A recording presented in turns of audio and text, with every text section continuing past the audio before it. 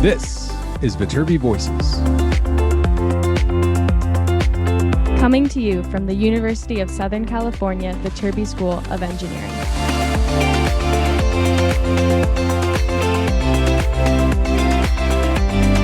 We're here to give you the inside scoop about research, classes, student life, and so much more.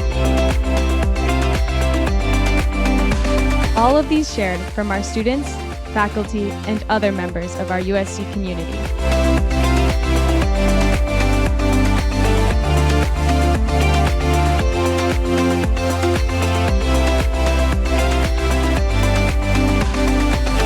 Hi, everybody, and welcome back into Viterbi Voices. As usual, I am one of your co-hosts. My name is Paul Ledesma, Director of Undergraduate Admission here at the USC Viterbi School of Engineering.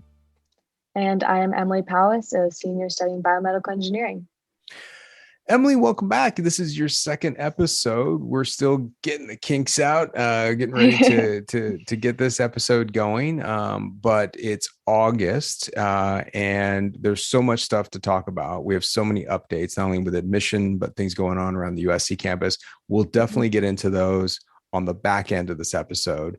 But before we do that, can you tell everybody what this episode is all about? Because I'm excited because this is a new type of structure, a new idea for our podcast. Yeah, so I've been really thinking about incorporating more art and like a different style podcast than just our typical narrative format. So I decided to interview two of my friends, Sheetal and Gianna, who are excellent blog writers, and I've always really enjoyed their blogs about just generally classes at USC and like their favorite classes in the area. So the episode will start out with them sharing their blogs, and then we'll go into a deeper discussion and dive in with both of them. We kind of bounce off of each other about how classes work at USC, how do you choose the best ones, which ones are the best, and just general success tips from them. I love this. This is kind of like we're taking audiobooks, we're taking blogs, we're taking conversations and podcasts, and we're kind of melding it into this new type of audio format, really cool narrative structure. I'm excited. Sheetal, some of you may recognize as she was a student. She graduated, and so she's off doing her own thing now. And Gianna, I think, has Gianna been on the podcast before? This is her first time? I don't think Gianna's been on the podcast before. All right, cool. Well, we get to get a new voice in here. So a seasoned voice and a new voice. And Emily and I will be back on the back end to talk about some other important stuff related to admission and some new things happening on campus. So we'll see you on the other side.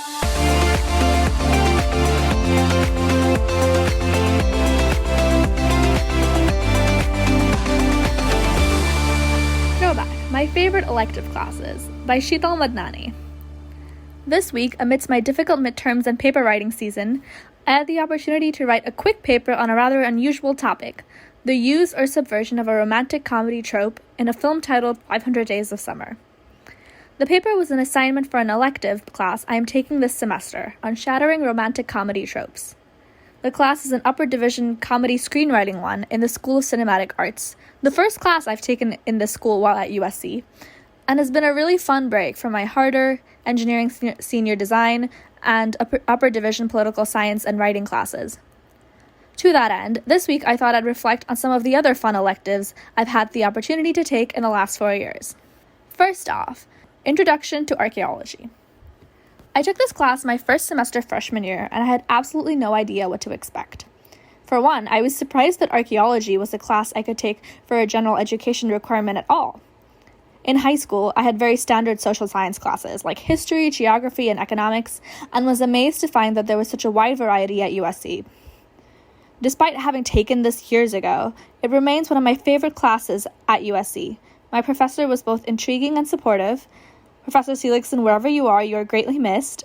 And I was able to make new friends with other freshmen in the class, all while getting to learn a ton of fascinating ancient history.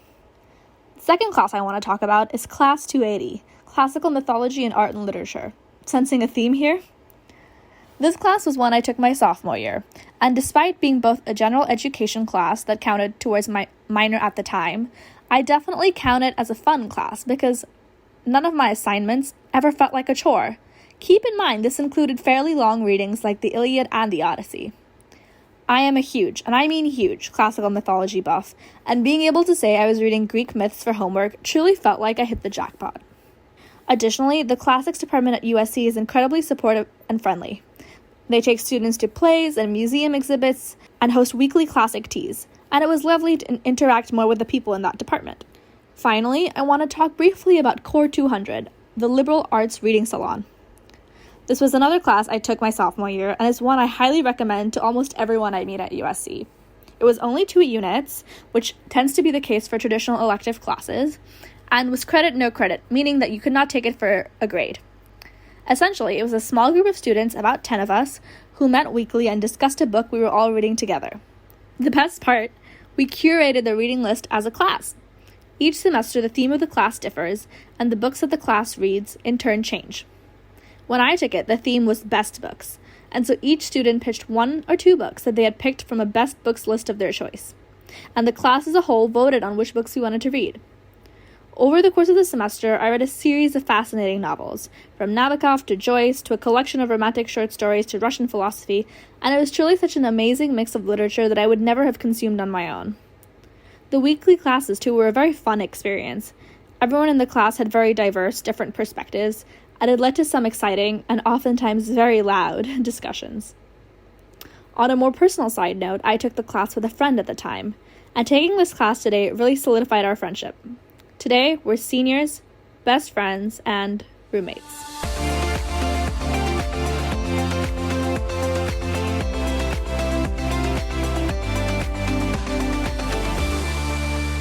If My Classes Were Spotify Playlists by Gianna Beck. Spotify has really become my saving grace these past couple of semesters. Honestly, when has it not been the light of my studying days? I mean, something's got to spice up staring at my computer for hours a day and keep me focused on the task at hand. But as I scroll through the seemingly endless playlists curated by Spotify for every mood or scenario possible, while thinking of all the coursework I needed to do, I saw how my classes could fit into some of those playlists too, and thus this blog was born. CSCI 201 Principles of Software Development. I connected it to the Indie Pop 2010s playlist. Every computer science student has their go-to music for coding, and it strongly varies from person to person. For me lately, though, the iconic songs from circa 2013 to 2016 have been the perfect soundtrack and highly relate to my current experience in my software development lectures. Zoom chat is active with questions and commentary and memes, while we also soak in as much Java knowledge as we can, which is a major multitasking accomplishment and honestly works. Leaving class at 7 p.m. with that kind of energy and positive vibes is the same kind of feelings I get from the nostalgia of Lord's first album, or M83 songs from my favorite movies, or those songs from the neighborhood that I got so sick of but now love again. CTAN 436, Writing for Animation. I connected it to the Pixar Hits playlist. This class is exactly what the title says, so it seems only fitting that Pixar should be the go-to for anything animation related. With a mix of songs from every Pixar movie, there's a wide variety of creative energy flowing through this playlist, whether that be inspiration from Brave to be who you're meant to be, or motivation to appreciate the little things like an Up, or to channel your inner child from Toy Story. That's what this course is all about too. Creating with abandon and no set rules, just learning as you go. With a 3D animation minor, this course, like this playlist, is my chance to just let go for several hours. Ka-chow! BUAD 312 Statistics and Data Science for Business. I related it to the Cinematic Chill Out playlist. This playlist has an entertaining variety of songs from movies while also having a sophisticated side with the intricate orchestral scores and high emotion numbers. My stats and data science class is similar in that it requires a certain level of focus while coding in R and ensuring the right data is modeled in the projected plot, but has a little burst of excitement when a color-coded scatter plot or faceted box plot is created just as you wanted.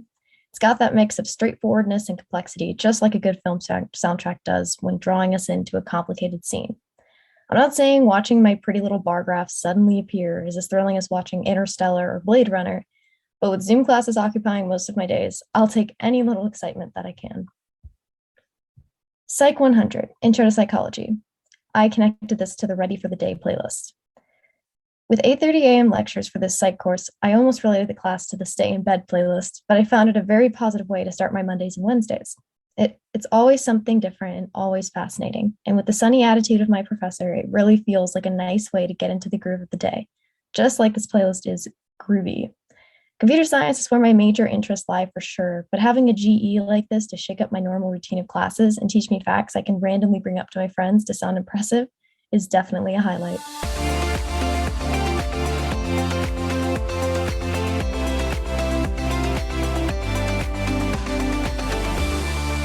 so much, guys, for sharing your blogs with us. I was just wondering if you could introduce yourselves again for our listeners who may not know you guys. Hi, my name is Sheetal. I am a recently graduated senior from Viterbi, where I studied chemical engineering with a minor in political science. And I'm Gianna. I'm going to be a junior in the fall, and I recently switched my major to computer science games.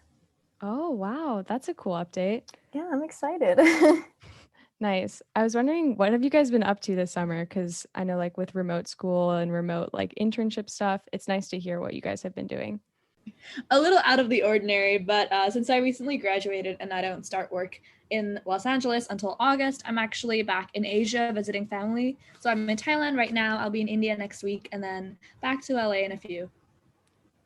Oh, that's super cool. Yeah, thanks for Zooming with us. What time is it over there for you? It's not too bad. It's almost 10 a.m. It worked out okay. Okay, cool. I was like, oh no, if it's like 3 a.m., I'll feel awful.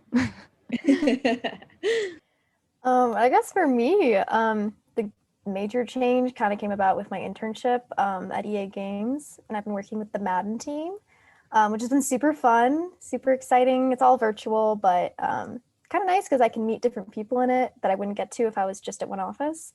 Yeah, and I've just been traveling around all around the US, visiting family, doing a road trip. Oh, that is super cool. I'm super jealous. I've personally, because I'm pre-med, I'm like working as an EMT right now on an ambulance. So I also have like super weird hours. So I'm glad we were all able to like meet up for this time. That's so exciting. You guys are up to very cool things. Yeah, I swear, like my Viterbi friends are always like the coolest. They have the most interesting things going on. Also, before we get started too far, I was just wondering if you guys could briefly explain like what Viterbi Voices is, which were where these blogs were published, and what inspired you to write these blogs.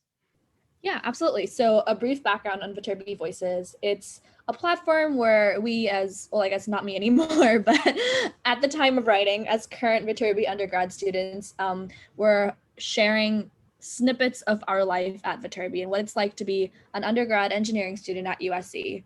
It's meant to be sort of, I think, pretty informal. The blogging style is, just us kind of sharing updates on our life, what we're up to, what we're worried about, what we're excited about, in the hopes that prospective students like yourselves just kind of understand what it's like to be a college student and what kinds of things are on our minds. This particular blog for me, I think I wrote about it in the blog, but I was in the middle of writing a paper for an elective class that was really fun. And I was like, I haven't really thought about my elective classes in a little bit. I've been too focused on finishing up all my major classes. So I thought I would reflect on that a little bit.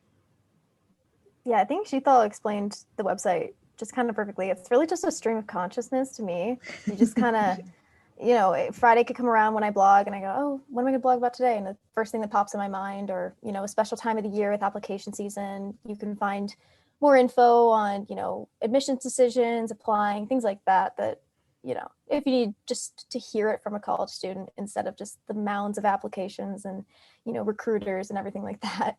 And in regard to my blog, honestly, I was sitting there after one of my Zoom lectures and was just looking through Spotify trying to find the perfect coding playlist, because I feel like, I don't know, every computer scientist I know has a very just a very specific type of music they listen to. Yeah. And it's really interesting to hear. One of my friends said he can't code to anything except like hard dubstep. And I was like, oh my gosh, good on you. But my style is a little more classical, or like movie soundtracks, things like that. So I was just scrolling through to see what inspiration I might get. And then I just realized, like, oh my gosh, how many playlists do they have for very specific moods? So then I realized, I'm like, well, my classes are very specific. So I'm bound to find a class for every playlist that kind of fits the mood.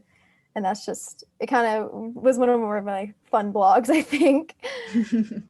Yeah, that's so cool. I think music is so important. And I think like that would be such an interesting icebreaker in one of your classes. Like, hi, could everyone say their name and your coding playlist? That's such a good idea.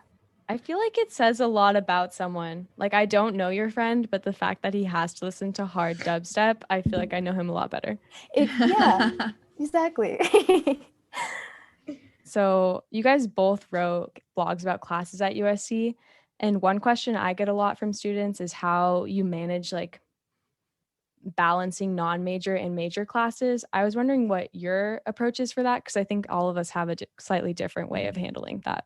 Yeah, I think it's a personal thing for everyone. I feel like in engineering, it's very important to me to have the balance because I find it nice to have my major classes that I'm very passionate about and then be able to go, take a class in animation, or I know Sheetal talked about mythology classes, which I'm also super interested in. It's just, I wouldn't even say it's an outlet because, our major classes are fun too, except when it's just heavy duty math. But I think the non-major classes, I fit them in just as practically as I can in terms of elective. You can take your GEs as electives, make them fit into credits. You can, get the units that you need. But also I do a lot of just fun little research for the weeks before registering and just look at what are all the ones available? What do I want to take this year? What would be a good balance with my major classes? If I know I have a really stressful computer science class, I'm going to take, a GE that maybe isn't reading 10 books in 10 days, just something to balance out. It's all about the balance, I think. Yeah, that makes total sense. To be fair, I usually will end up in a situation where I don't realize that the elective class I'm taking is actually going to be a lot of work. So definitely do the research that Gianna does. But as a rule of thumb, I try to make sure I have at least one general education class, or in my case, since I'm minor, one minor class every semester. So I make sure that not all 5 of my classes are STEM. And then for the most part, I try and make sure that balance is 2 and 3. So 2 non-major, 3 major. But I've had a couple semesters where it's been 1 and 4, but that's the lowest I'll go. Yeah, that's a cool rule of thumb to live by. I have a lot of issues with the non-major major decision making for my schedule because I am a STEM girl through and through. So taking my GE classes is really interesting, but I'm not very good at writing essays. So for me, I always make sure to spread out my GEs. While I know some people who took all their GEs their freshman year because they love writing, they love reading, and they were able to handle that. Wow, that's wild. No, yeah. I would definitely recommend spreading it out. If nothing else, because that means you'll have only STEM classes when you're older, which again, like you said, some people really like, but I find can be a little exhausting. Mm-hmm. Yeah, I had a couple of friends who did the same, and I was telling them the classes I was taking, and they're like, "Oh, I was asking, what are you taking?" And it was like all these really crazy different classes. I'm like, "What's your major?" They're like, "Oh, none of these are for my major." I was like, "Oh, I mean, that's great." I just personally love the kind of, like I said, the kind of balance that comes with STEM, with like a crazy random one thrown in, it kind of spices up the day. Yeah, I would also say being able to take STEM classes from your major every semester, you build relationships with the people in your major. So I've always taken some sort of biomedical engineering class since my freshman year, and I feel like I've really gotten to know everyone in my cohort, which I'm pretty sure is true of all the Viterbi majors. Yeah, I think computer science sometimes can feel kind of big, especially at the beginning, because there's 3 emphases that kind of filter out as you get into the upper divs. And I really started to feel it, ironically, during the first virtual semester last year in fall. I was really worried I wasn't going to feel that community. And then it kind of just came about naturally. And I'm super excited to meet these people in person in the fall. I think that's something I totally forgot about, is we get to actually see each other in person and hang out. So I definitely agree. There's a camaraderie that comes with taking your classes together for sure. Yeah, absolutely. You don't quite always get that with your general education classes. But that being said, great way to meet new people, make new friends. We're not engineers, so good balance. Yeah, for sure. And so I know, Gianna, you mentioned doing research online to figure out what classes to sign up for. I was wondering what your guys' approach to that was. How do you discover these really cool classes at USC when there are so many? Yeah, honestly, I'm still learning the little secret ways. There's a couple things I'd say is, one, just word of mouth. If your friend says, "Oh, I took this awesome, English GE or this religion GE or something," you go, "Oh, what is it?" Write it down. Keep it in a notes. People usually just kind of talk about it naturally, and you'll just hear about the good ones. Me personally, I'll just look online and look up, for a fun 2-credit elective too. It's the same thing. I just look up fun GEs at USC are fun 2 credits, fun 4 credits. USC actually has a page that's like classes of interest, I think. And it just lists a bunch of the kind of more niche music or music classes, cinema classes, just kind of ones that I don't think people really think of. And it just pulls them all there. You can read a description. And then Reddit, different blogs, Trojan 360. There's so many different student websites and social networks that people just kind of pool their collective info on, and you just see one that catches your eye. You go look it up on WebReg and say, oh, it's open. Why not? I mean, like, I'm taking sailing this semester. Yeah. Oh, wow. Exciting. Oh, that was the one class I really wanted to take before I graduated. No. And then everything was COVID. virtual. And I was like, guess I'm not going to go sailing. Sneak on the boat with me, Sheetal. We're going to go to Yeah, no, Catalina that's true. Island. I'll hide you in the stowaway. Okay, this is a good idea. No, I'm here for it. I've heard too many good things about that class. I think I'm in SC Outfitters, which is the outdoor club. So I think that class, along with like the Patty research diving class and the, what is it called? I should know this. I'm living in California right now. The surfing? The surfing class. Yeah, surfing. Oh, yeah. Oh, yeah. Those classes are super popular, and I know everyone who's taken one.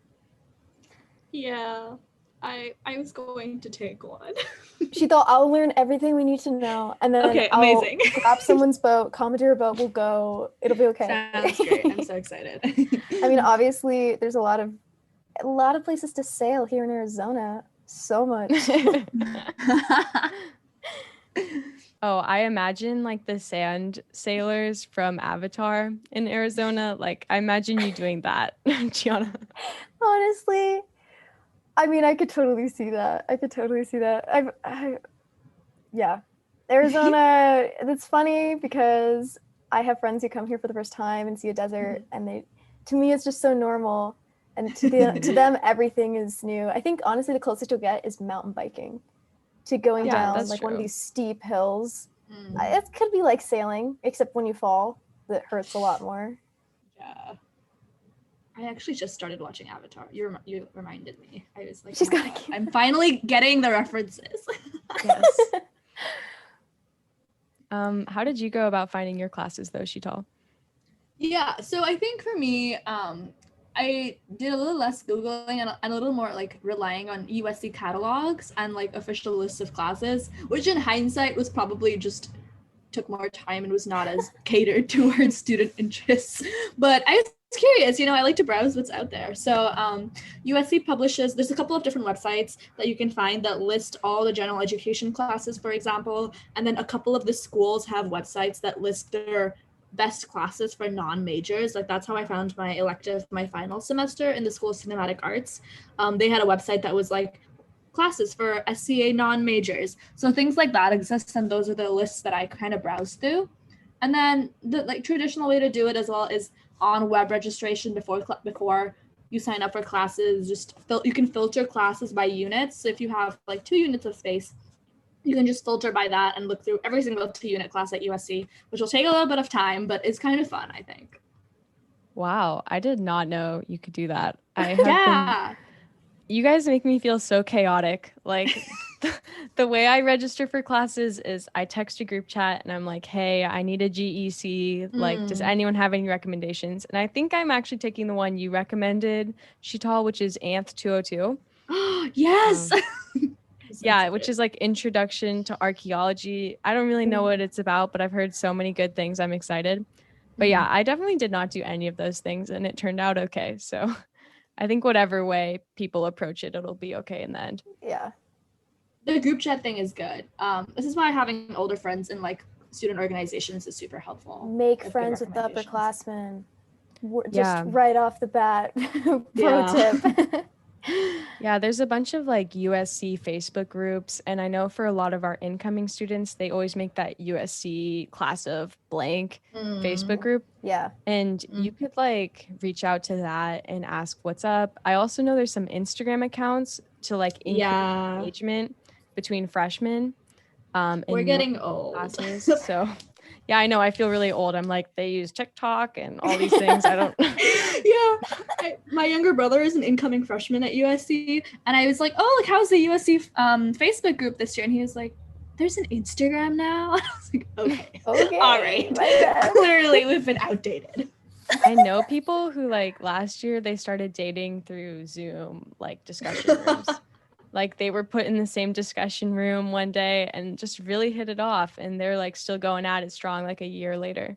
Oh my Wow, gosh. that's I saw iconic. the Instagram that was like, I saw you over Zoom or something like that. And it was where people can post like, to Sydney K in this class, like, I noticed you on the Zoom. Hit me up if you ever want to go to dinner or something. I'm like, wow, this is the digital age.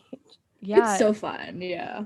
And some of those are so wholesome too. It's like, oh, like Sheetal, I saw you in my class and you're always so bubbly. Like, you always they're make really my day wholesome. better. Like stuff like that.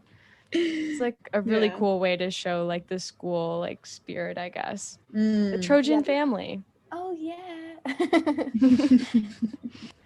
I guess going back into the chaotic and like how you guys handle those stuff. I was wondering if you could describe what the web registration process is at USC. Yeah. I think you have to embrace the chaos a little bit with Yeah. WebReg, to be honest. So I tend to, so first of all, before you can register for classes, you have to undertake mandatory academic advising. So that's meeting with your advisor for your department or your major, and they'll let you know what classes you have to take to graduate. And then after that is when you can actually register. So you do have someone kind of guiding you through the process, but it is a little bit, you have to be a little bit proactive about it, that's for sure. The way I go about doing it is I'll use this Chrome extension that I find really helpful. It's called USC Schedule Helper. It's kind of an inside tip. It's really helpful. It helps you see which classes are actually full and which ones are kind of holding spots. And it also lets you know if any classes that you're looking at clash with ones that are already in your course bin, so in your plan. So what I will usually do is go through and add the classes that I know I have to take for my major. Since chemical engineering is pretty small, each class that we have to take every semester only has kind of one section, so you don't really have a lot of flexibility in when those meet. So I go through, I add those, and then that's kind of my inflexible part of my schedule, and then I'll go back and look at what classes fit within those time blocks. Yeah, that's pretty much exactly how I approach it too, because BME has pretty, like, my advisor tells me what I have to take, and those are kind of how it goes.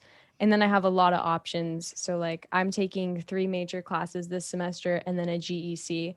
So I sent a text to the group chat. I found the group chat recommendations that seemed the best, and I saw which ones fit in my schedule. And now with like, because next semester is going to be hybrid, in-person and online classes, they announced that my GE is going to be asynchronous, which I've never had actually before. But I think will provide like a lot of flexibility for me because I do work, like I'm going to be working like 12-hour shifts on the ambulance, and it'd be kind of nice to like have more time available for that.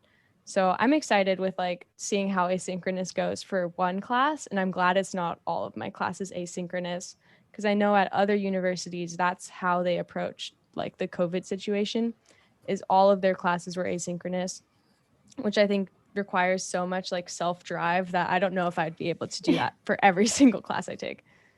That's, yeah, I had an asynchronous GE this past semester, and it honestly, I had an asynchronous major class too. Wow. In the fall, and wasn't as big a fan of that. It was like double the lecture time. You still had to come to class for lecture. It was a little strange how they did it. But all I'll say is like the comparison between the two, the asynchronous GE was really nice, honestly.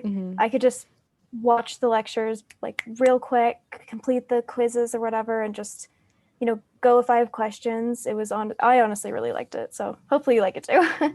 Yay, I'm excited.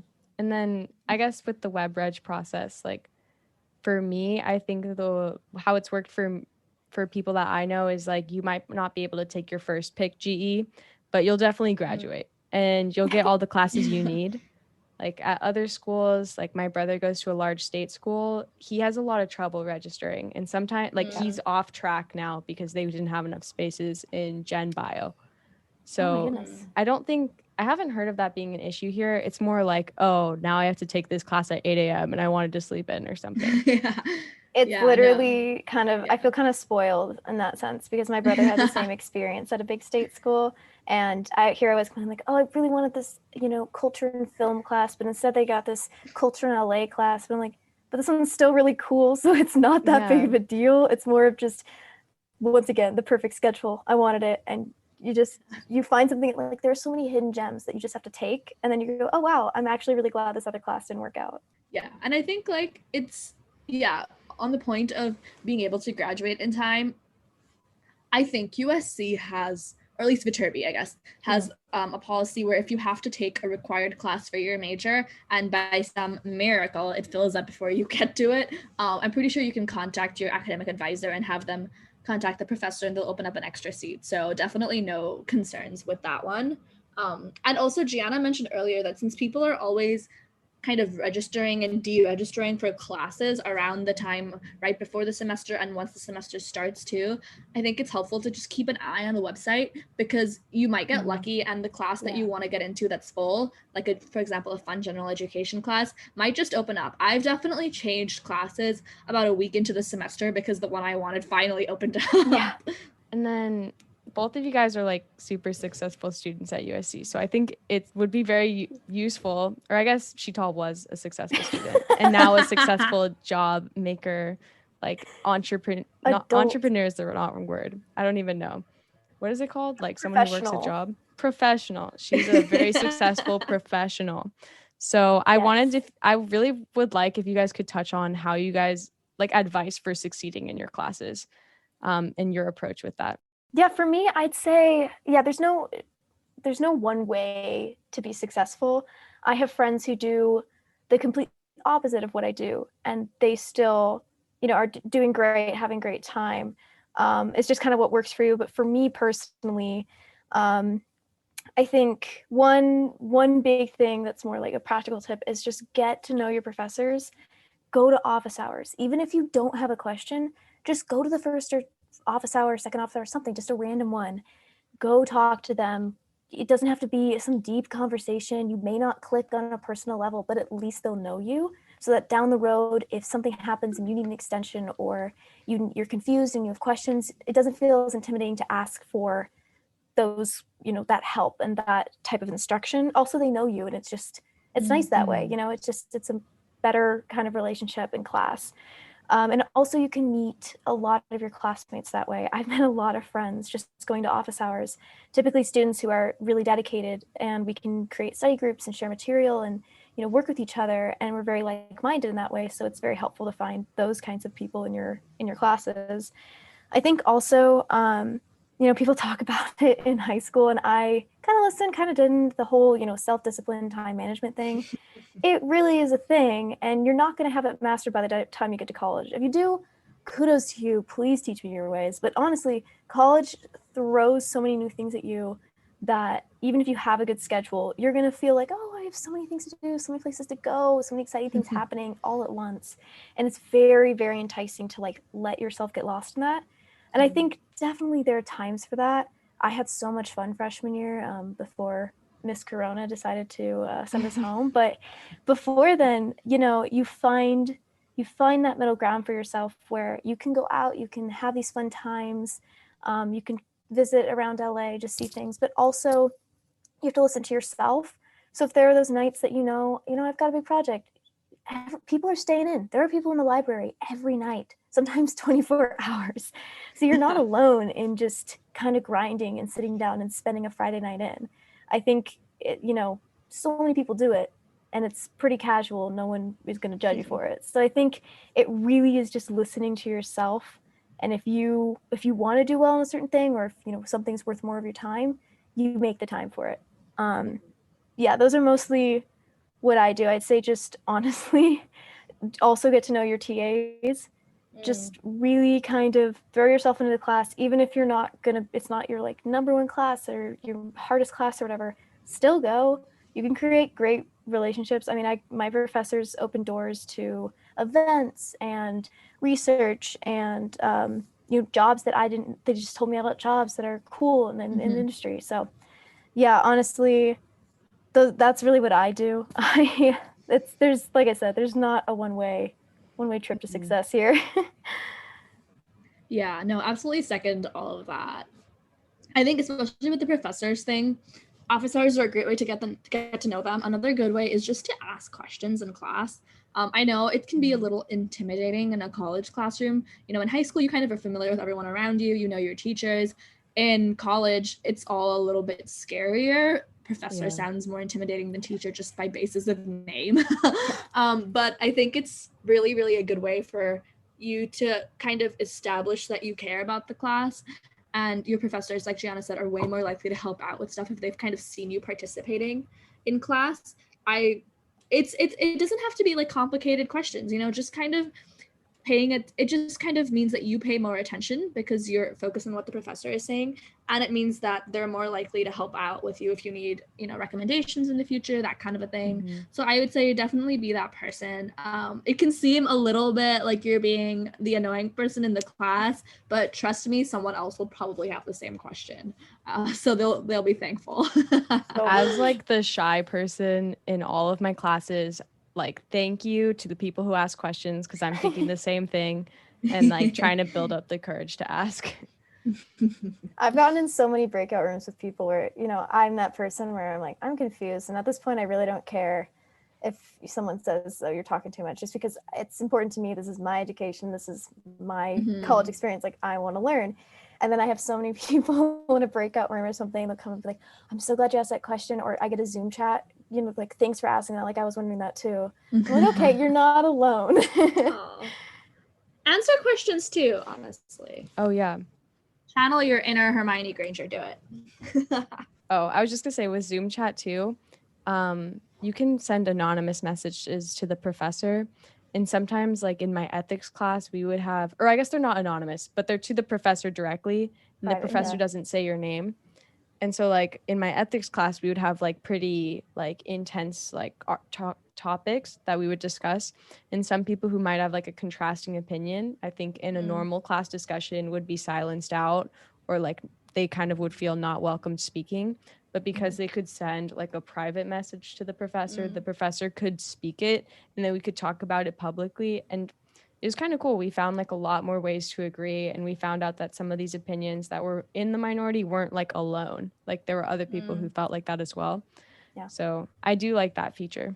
Did you have something to add, Gianna? I kind of cut you off. Oh, no, I was just going to tell a funny story from like the first week of freshman year.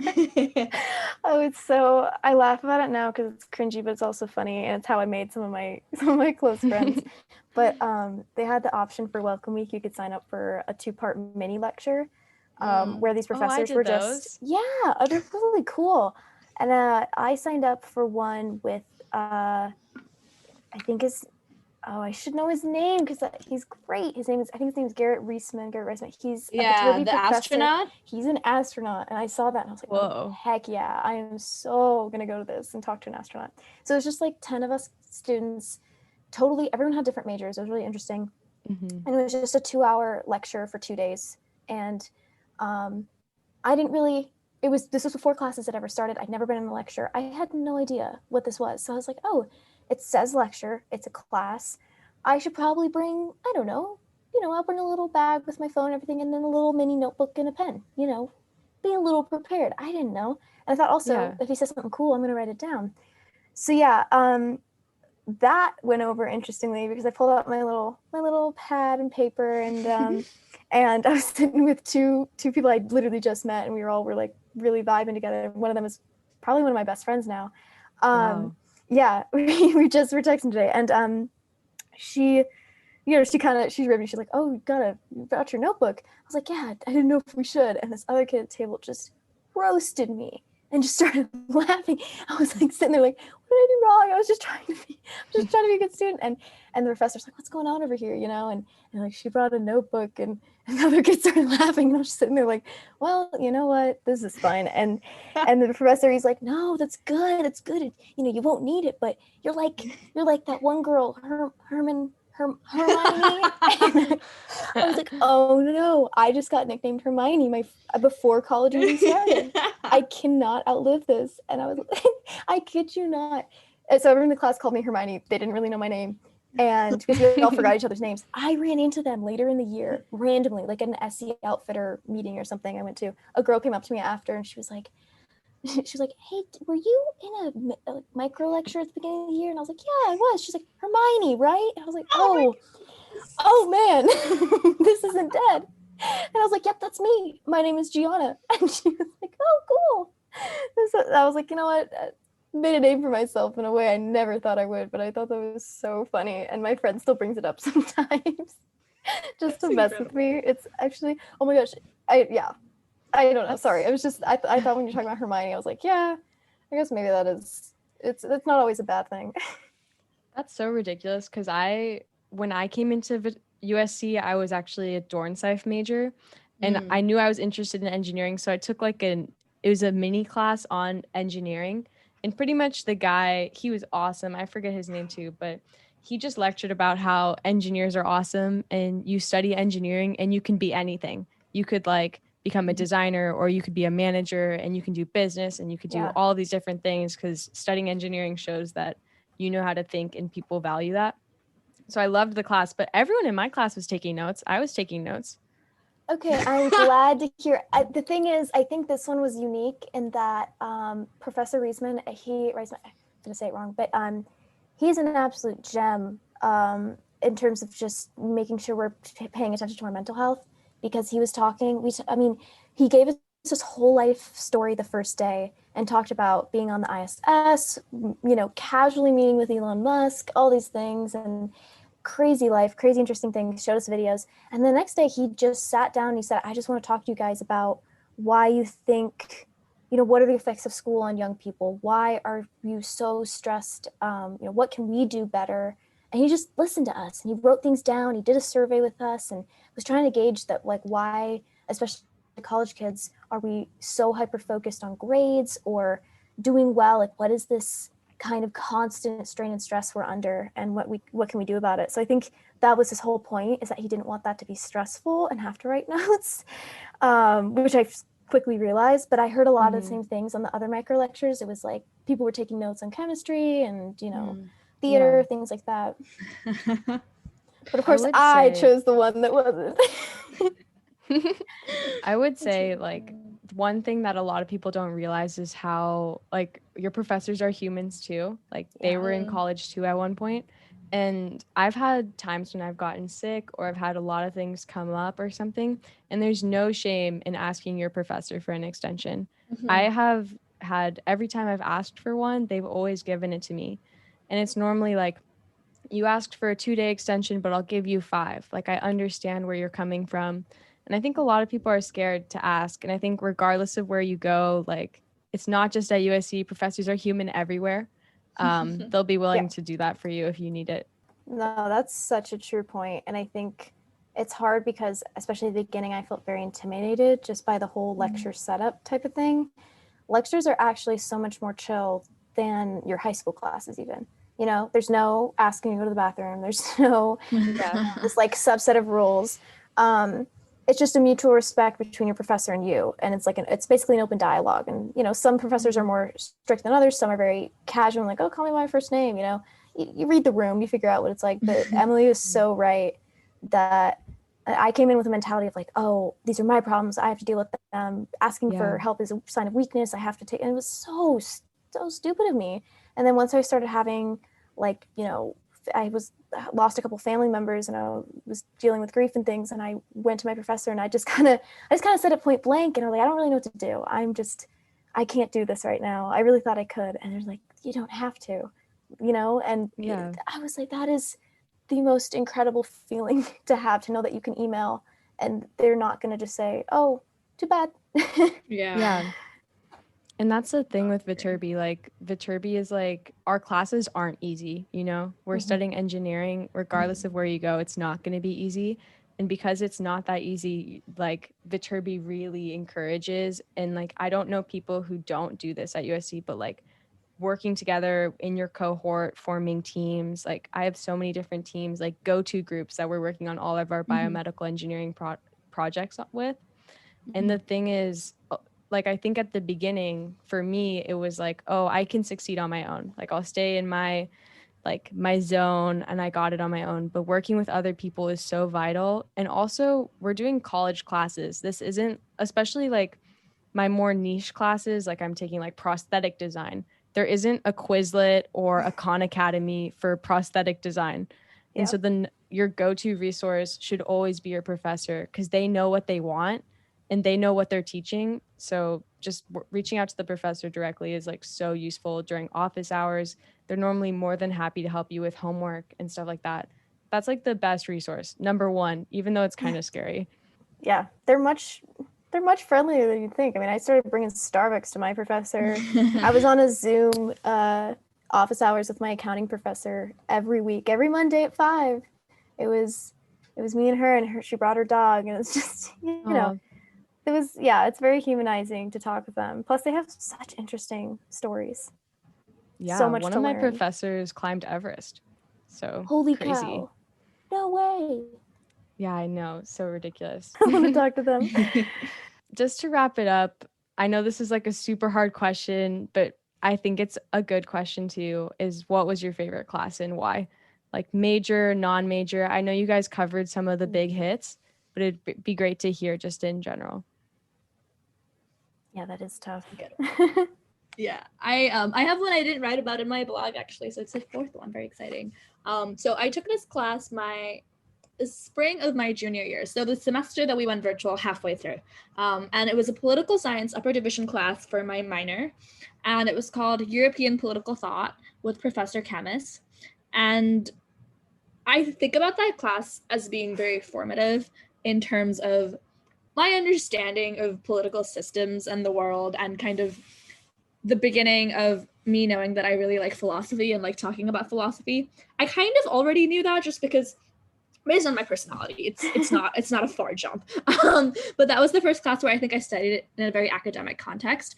And so we spent the class reading a bunch of different political European works. Like we read Marx, we read Nietzsche, we read Weber, we read Kant, kind of, I guess, what some people would call the classics, but I didn't really have that philosophy education, so to me all of it was really new, and it was really exciting. I think my professor kind of treated us like adults. We were supposed to do the readings before class and have enough of an understanding that we could discuss it in class, which was really cool. And he would stand in front of the class and just lecture for an hour with no notes, no presentation, no hesitation somehow. It was just so mesmerizing. Definitely one of my favorite professors that I've ever had. And then halfway through the semester, we switched to online. And I was like, oh, this is such a shame. Like, I loved this class. And it was the best transition out of all 5 of my classes that semester. He somehow managed to keep the same energy over Zoom. And we still had kind of question and answers and discussions either through Zoom chat or unmuting. And he like adjusted our syllabus completely. He sent out a second draft of the syllabus after we went online, because he was like, I know things are harder now, so I'm taking away a second assignment and changing this up so you guys have to do this online. No more quizzes. We're not going to make you do virtual quizzes. And I just think it was such a good example of a professor who really wants the best for his students. And he was also just generally very, very helpful. Like I had been to office hours, and I would email him questions about my paper sometime.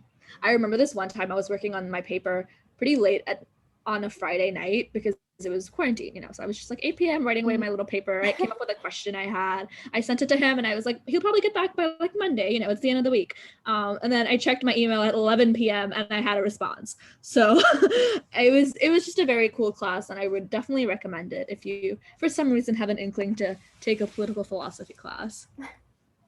Wow, that's super cool. I think that's such a good point, Sheetal, in that the professor can really make your experience in a class. It could be a topic that you think you have no interest in, and then you get this passionate professor who cares about the subject in you, and it could totally change your whole experience. Just the same as someone who's more lackluster and not as enthused could maybe make one of the most exciting things seem dull. It's kind of how it is, and I think that's kind of the same with me. It's tough to pick a favorite class since, like you said, there's so many different. The classes are so different.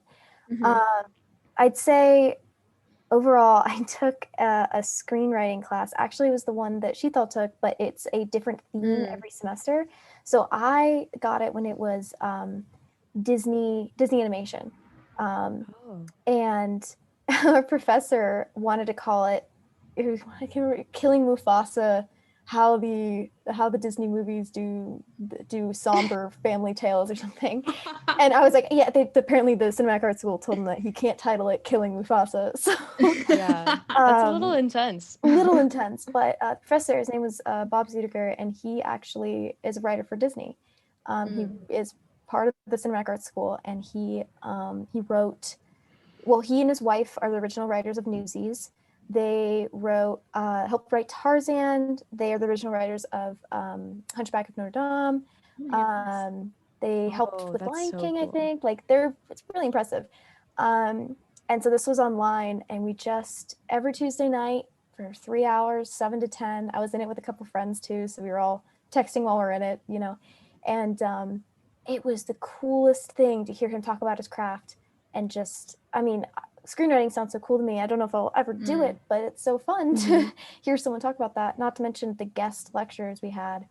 Oh my goodness, we had the coolest people. We had the co-director of Frozen come in. We had the director of Brave. Whoa. We had the lyricist from Newsies. We had the producer of Lion King. Like, it was really stacked. And looking at the syllabus, I was like, oh my gosh, I cannot believe. And it was on Zoom, so I wish I could have seen these people in person. But at the same time, who knows who would have been able to come if it was in person. That's true. But yeah, I think that will go down as just one of those really cool classes that resonated with me. And I think just a major class to be more STEMmy. I took a software development principles class this past semester, and it was tough. It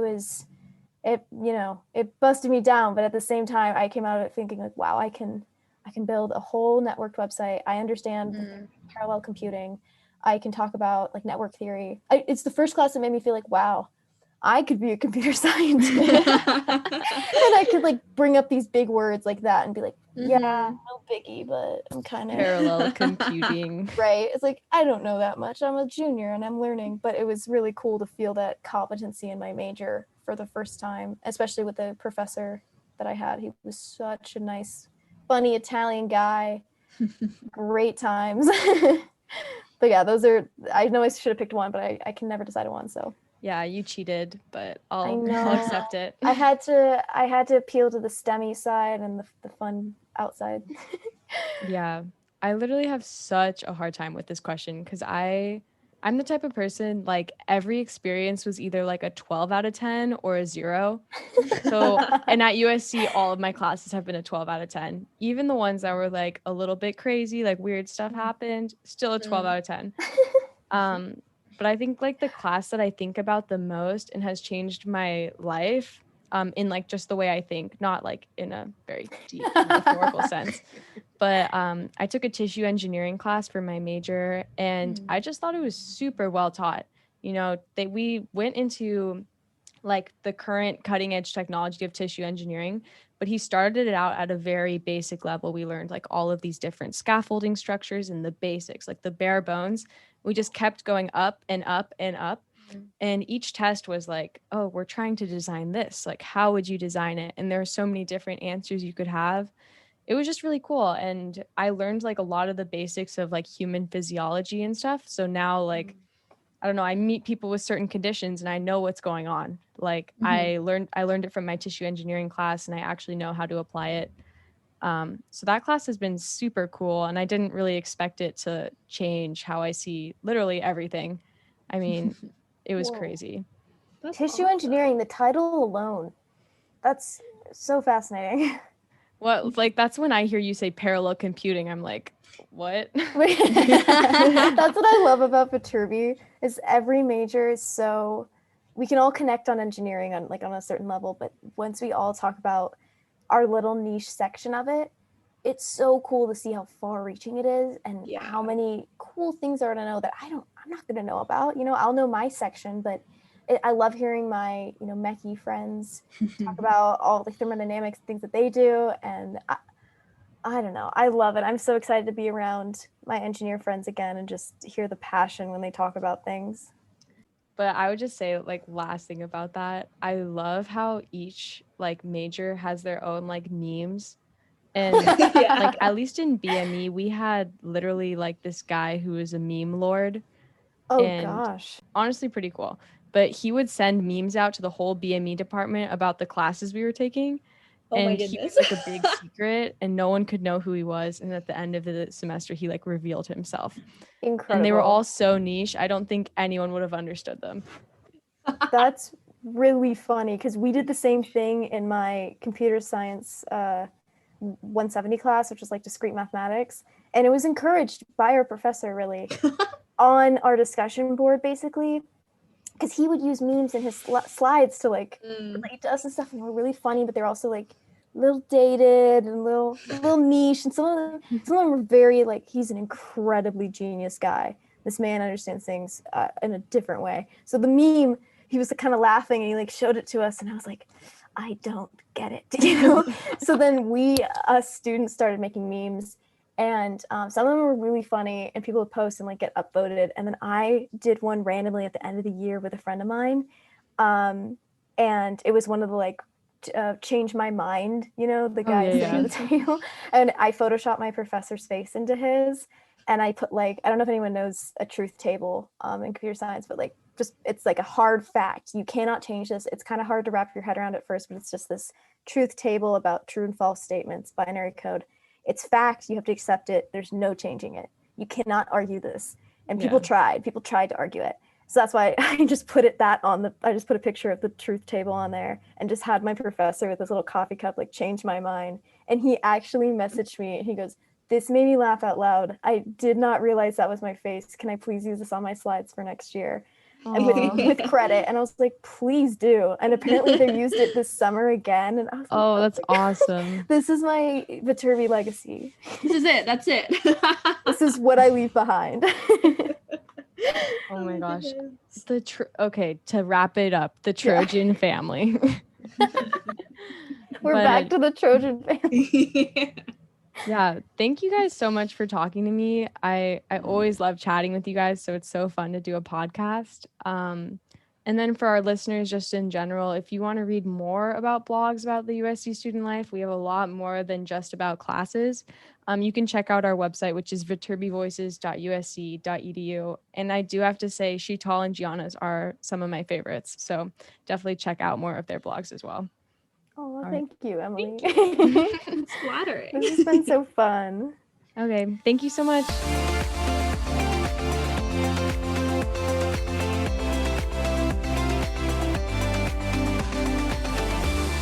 All right. Well, Emily, that was awesome.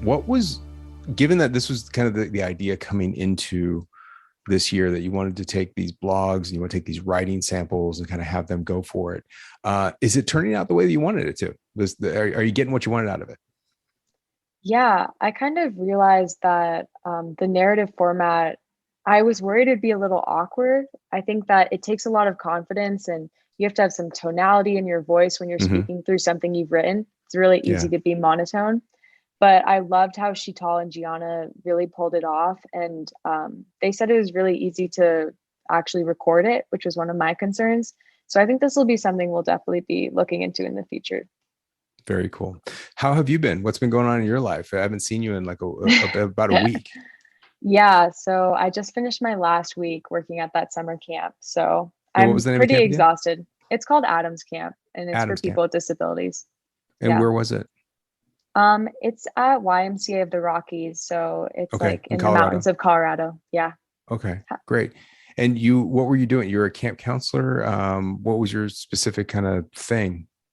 Yeah. So actually it was kind of a big week for me because it was my first week being the lead counselor. Ooh. And it was for an all male cabin. It was actually man camp. So all of the campers pretty much were male, which was really interesting. And, you know, I'm a kind of smaller girl and I had all these big guys as my campers and it was just super fun. And I had some really good mentors that taught me a lot about how to be a leader, how to have a louder voice and kind of command a group of like 17 campers and staff together. Totally. This is a thread that I'm noticing. And the listeners might notice as well. It came up last week that you're like smaller than everyone that you work with in EMT, and you're moving people around, and now you're smaller than everyone at camp. Is this always the case now? I feel like this is always the comment I get. It's always like, Got oh, it. you look too young to be doing this, or Got wow. it. I mean, some of my campers are 6'5", so they're a Wow. foot and a half taller than me. Oh my God. So that's fun. I always feel weird because I think people go through life always used to whoever's around them, right? Mm-hmm. And people always say like, oh, I'm always the shortest, I'm always whatever. I'm almost always the tallest, and I'm only 6'1". I'm only 6'1", but I'm not the tallest. I'm not at all what I consider tall. But like whenever I see somebody that's over 6'2", and I get this really weird feeling, like this is so weird to me. Does that happen to you, or does it happen to you when does it happen to you when you're the tallest? Oh yeah, it definitely happens to me when I'm the tallest. Like I met this girl that's 3 inches shorter than me the other day, and I was like, oh my gosh, wow. Like, because for me, it's everyone who's taller than me is just tall. Like I don't care how tall you are. If you're 5'4" and up, you're tall to me. And so I was like, oh my gosh, does she think I'm tall? And yeah, it kind of felt like a kindred spirit or something with her. Awesome. But what have you been up to? Not a lot. Okay. I don't remember the last time we recorded, I think before I was leaving on some trips, or not trips, but just like taking vacation time. And so that's a vacation time. It was my birthday. We did some fun stuff. It was my nephew's birthday at the same time. There was a big Disneyland trip that happened. That was fun. And kind of cool to kind of get back into like, out in the world, coming out of a pandemic, although, still not 100% and things with masks and stuff like that. But lots of time just outside relaxing, not working. And then of course, coming back this week. And this happens every year when I take like a week off, I come back, the next week just sucks. Because all the work that piled up, for some reason, everybody likes to come back from vacation when I'm on vacation. And then I get a ton of work. And the month of August is when everything just starts cranking in my world. And so it's just been kind of like a double hit. I don't mean to sound like I'm complaining. It's just been a long week. I've been in lots of meetings. We've been doing lots of stuff, and a lot of it's all good stuff, right? The Common App launched on August 1st. So we're about a week out from that. We've already got students going in there. If you, as a listener, if you haven't checked it out, go to commonapp.org or go to admission.usc.edu/Common App, or go to our website, viterbiadmission.usc.edu. Check out the Common App. You can go in and start your file now. I would recommend that you do so. If you're thinking about applying to USC, then all you need to do is go to the Common App, select USC as one of the schools you're going to. It's the University of Southern California. There is no Viterbi school option. You just put the university in. We're not a different school. And when you're there, you click on the academic section inside of the USC writing supplement, and you make sure you add one of the Viterbi school majors as your first choice major on the application. You must do that in order to be considered for the school. And when you do that, you'll make sure that we know that you're planning on applying. We can send you more stuff later on, invites to events and some reminders. And also, I know that it can be confusing. There's a lot of like layers to the Common App, and different schools do different things. And so right now you can go to our website. We put together a video that kind of walks you through how to apply and how to navigate those screens. We do a lot of screen sharing and a webinar to kind of show you what's up with that process. Go check that out. It's on our website, viterbiadmission.usc.edu. You by no means need to feel pressure to apply right now. Please don't. It's not due till December 1st for merit scholarship consideration, but I recommend going in and checking out, starting your file so you can see the questions, you can start working on things, and then you have months to finish that, and you can balance out your workload between now and December 1st. And turning it in early doesn't get you anything extra. So don't put any pressure on yourself to apply right now. Please don't do that. Make sure you tell your parents, no, it doesn't mean anything by applying early. All it does is it extends the amount of time you will wait for your decision. So you can relax, you can chill, but check it out. I think it's a good thing to do. So that's happening. And then of course, everyone's getting ready to come back to campus, right? What's the news in your world right now? What's happening on campus, Emily? Update everybody. I mean, not on campus because obviously you're not there yet, but you're on your way. So essentially move-in actually is going to start August 14th, which is super exciting. And I have some freshman mentors that are actually moving in pretty soon. So I'm excited to hear about how that goes for them. And I'll be moving in around then too, coming back from Denver. And then classes are starting August 23rd, and they're kind of, for the most part, in person with like an online component for the Viterbi classes. And one of my classes is actually just like all asynchronous, just to allow more flexibility because it's a Yeah, GE class. So I'm kind of excited to have like a big variety of classes next year. that's cool. That's really cool. Mhm. So a mix of mostly in person, some asynchronous. That's going to be a nice balance that happens. I Yeah. think everything is, I think the one thing that we've talked about over the last year is everything's in a constant state of flux. Yeah. Everything is dynamic. Things are shifting weekly.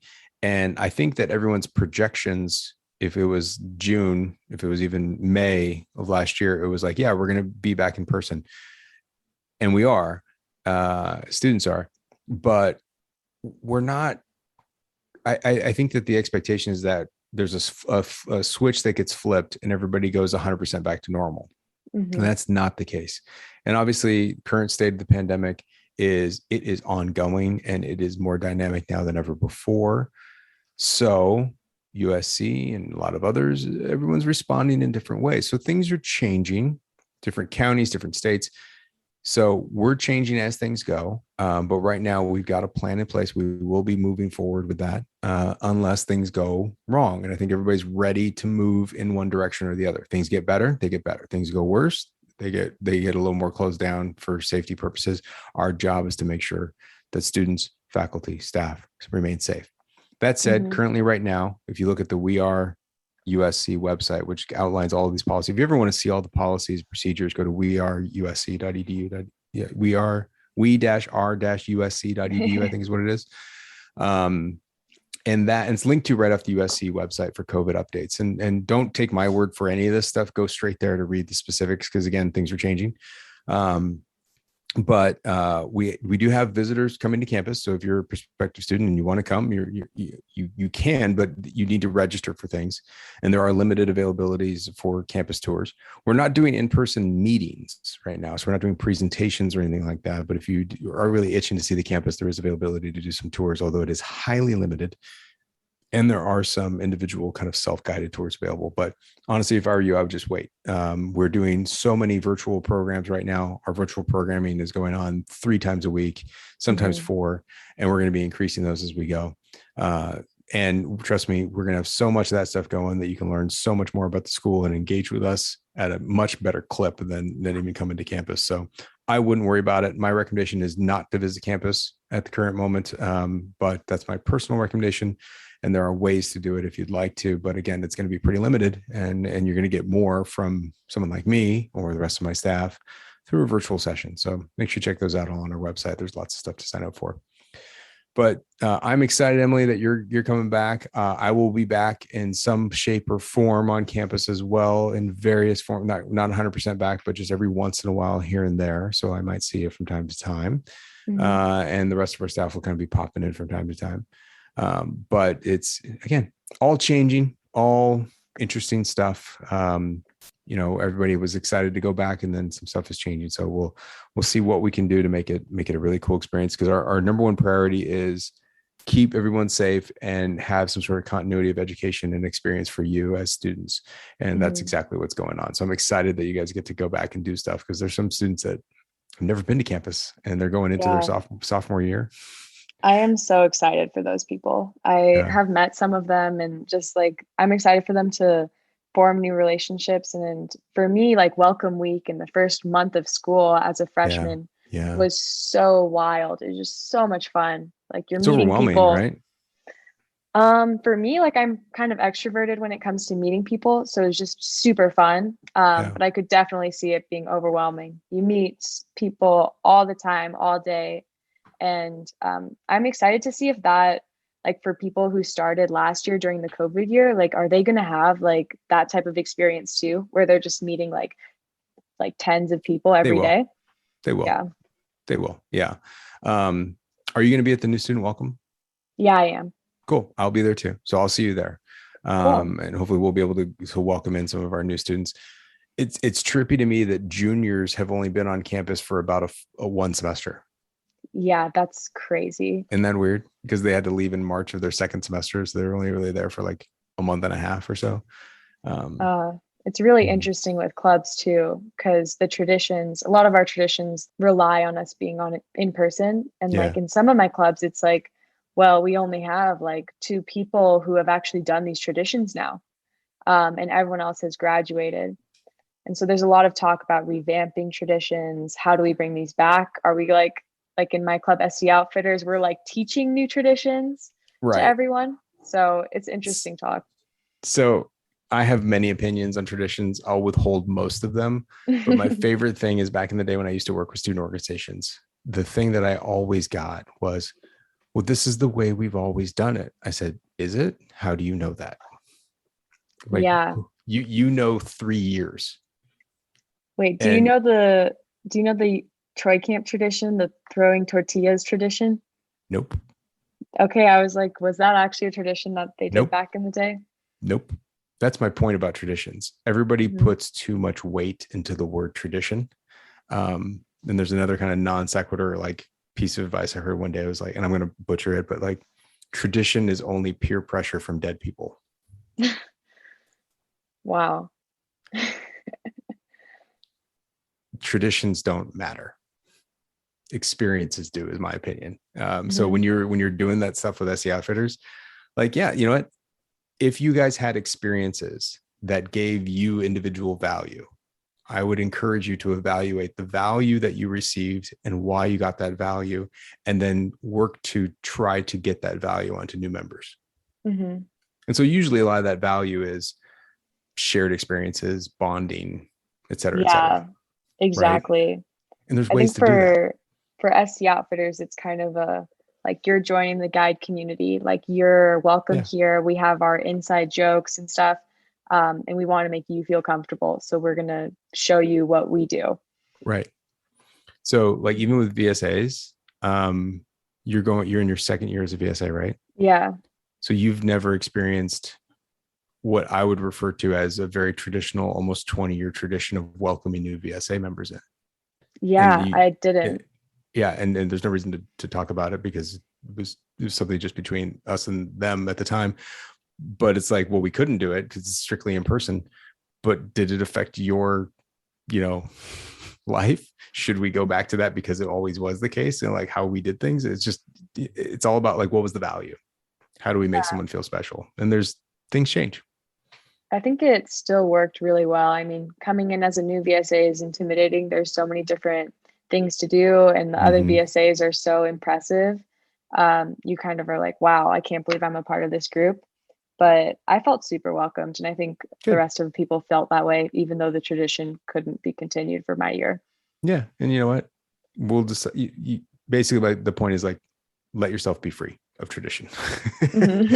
No matter what you do now will be someone else's tradition, and whatever, have a good time. Don't feel pressure. That's the main point. Too many people do. Okay, so we have been rambling, which is, I think, good. Is we're just catching up, getting everybody out there, and this episode is an awesome, again, entry to our kind of pantheon of types of Viterbi Voices episodes, and hopefully give someone a little bit more to know. We're going to do our best to always update you all as a listener as to what's going on campus. We'll bring you some recent news around campus, some research highlights, things like that are going on as we get through episode by episode. Every week will be something different. But with that said, do we have anything else, Emily? Do you want to bring up anything else? No. We're supposed to talk about anything else? I don't think so. I'm just super excited for future episodes. Cool. We're recording them like these next couple of weeks, so should be fun. Oh my gosh, can I show you something real quick? This is how I know it's real. I've printed out my virtual parking permit. Like I have to go, like, this is me, like I will be back on campus in some form or function in the near future. It's sitting on my desk right now. I'm like, I had to purchase a new parking permit, and this is my temporary one. For me, it was, I bought a bike recently, and it was like, we're going to campus. Wow. Mm-hmm. Yeah. And something I was talking about with my staff today, I was like, I got to figure out whether I fit in these clothes anymore. These like work clothes. I had to put on something for an event that I had to go to a couple weeks ago. And I was like, they aren't fitting the same, which is a good thing, honestly, because they're not too tight, but everything's too big for me. And I I also realized I'm like, I don't think these pants are in style anymore. Like these look way too weird. Like they feel weird on me. So I'm like trying to figure out like what I got to go buy. So I started doing some new shopping yesterday. I'm taking a new approach to wardrobe when I come back. So we'll see how it goes. We'll see how it goes. I don't want to tease anything. I don't want to tease anything because honestly, it's not going to look any different. But it is new. So I will tell. I'm not too dramatic with those things. Now we're going to be looking for it. Now I've said too much. I put my foot in my mouth. I know it right now. I know it. It's going to be an issue. But yeah, we'll see. Anyway, hey, great to see you. When do you get back to LA? I'm coming back on the 10th. On the 10th. Okay, cool. Well, if I don't see you before then, I will see you at the New Student Welcome. But we got another episode to record next week. So until then, listeners, we'll be in your ear holes next week.